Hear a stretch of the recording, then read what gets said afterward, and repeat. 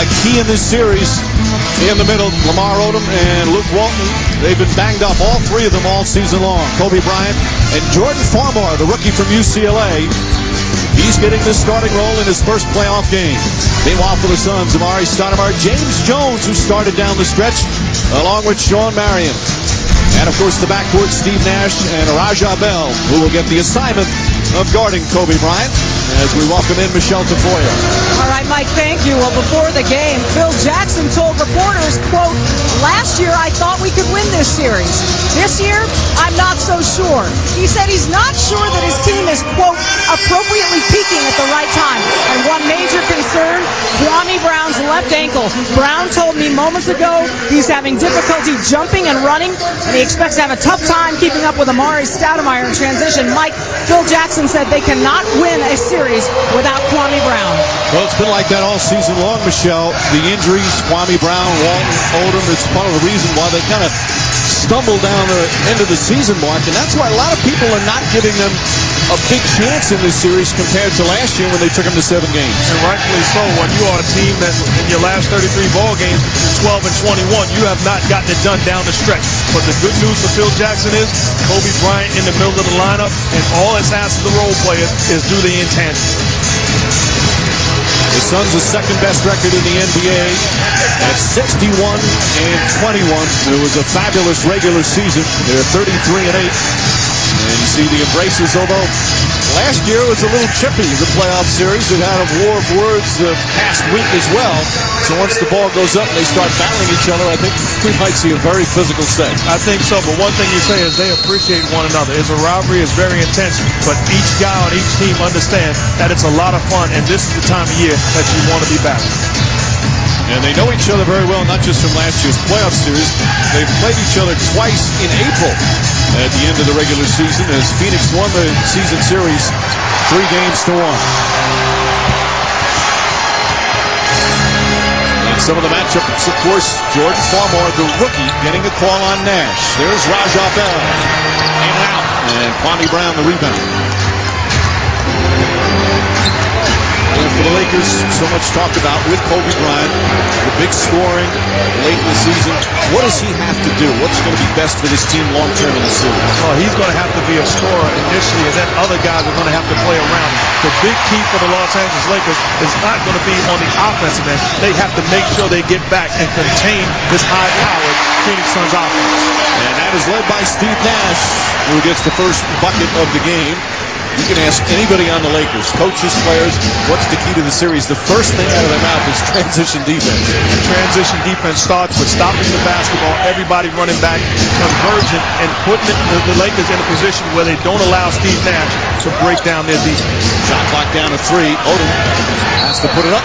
Oh, and Jones bails him out with a foul with 2 remaining on the 24. And Odom's crucial in this series. Odom played so well last year in the first round. Mike D'Antoni certainly aware of the versatility of Lamar Odom, but he's not the same player. He had knee surgery.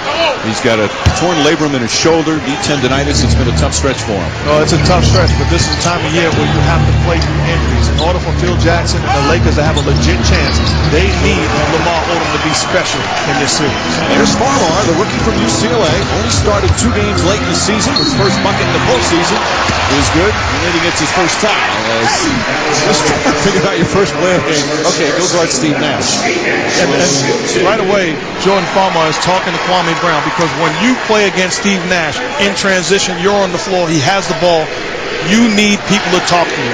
Communication is key defensively, and guys have to make you aware of where the help is coming from. So when you're just over a minute into the first game or first quarter of game 1, is that a good thing or a bad thing you're talking already like that? Well, it's a bad thing, especially when the other guy you're facing is a 2-time MVP and no decline in his game in sight.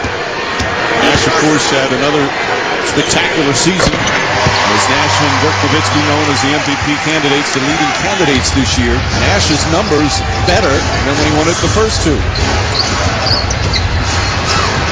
Bryant, his first shot is too strong. Stoudemire. Nash gets inside. Shawn Marion. Catapult. And just like that, the Suns up by 5. The problem facing the Phoenix Suns is when you overhelp. That time Jordan Farmar caught trying to help on the block with Stoudemire. Now he chases down Steve Nash. The dribble penetration winds up with high percentage shots. Pass by Walton, deflected, stolen by Bell, but Odom gets it back. Luke Walton goes up, misses the layup, and James Jones the rebound. Here they go.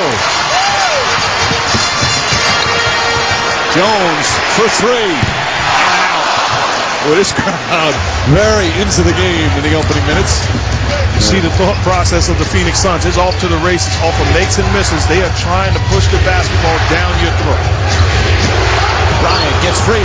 Easy twos for Kobe Bryant. Raja Bell got caught on a screen. They didn't switch. Same type of lack of communication. Raja Bell looks at Sean Marion and says, you got to talk to me. If we're going to switch, you have to be there for me. Nash up and under that time. And Odom, who is the Lakers' best rebounder. Phil Jackson talking about that. He knows he's not healthy, but he has to produce. Misses the layup. Odom slow getting up.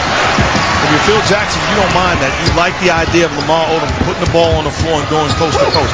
Now he just has to finish. And Nash pass too low, a turnover.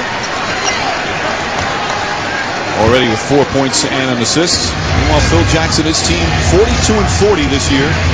They were 17-24 on the road. As Mark said, they struggled down the stretch. Won just 4 of their last 12 games in the regular season. Kwame Brown misses. Looks for a foul.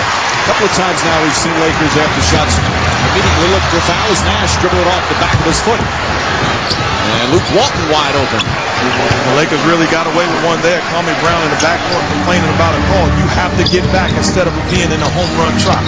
Ball deflected by Odom. And Farmar goes crashing into the first row. Make sure everybody's okay. Good work. Now what's going through Jordan Farmar's mind as a rookie? To watch that turnover again. How nervous are you in your first playoff game as a rookie? Well, you're probably very nervous. I've been there before, but at the same time, it's a good thing. You're playing against the best in the business at your position. It's a great opportunity for you as a young fellow to learn, but also make a statement. It's simple basketball. Go out and have fun. I think the early statement he's made is that Steve Nash is tough to cover. And you don't get discouraged because it does not matter who Steve Nash is facing. He's going to be that good. So as a young fella, and it's important for the guys around him to recognize, hey, it's okay. Continue to play. We're going to be all right. Odom misfires. Sean Marion a rebound. Marion already with 4 boards.